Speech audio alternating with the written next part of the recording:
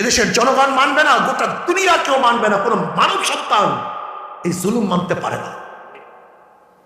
এই রক্তের বন্যায় ওর জুলুমের সমস্ত মসনদ ভেসে যাবে ইনশাআল্লাহ।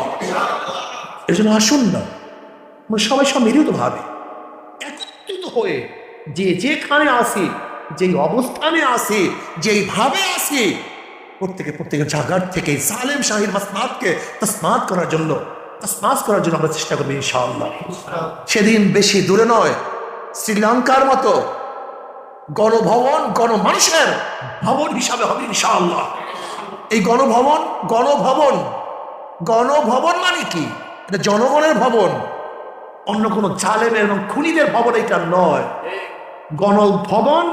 গণভবন হিসেবে আমরা দেখতে চাই। আশা করি ইনশাআল্লাহ জালেমকে হটিয়ে ওই গণভবনে জনগণ থাকবে, জনগণ উঠবে ইনশাআল্লাহ।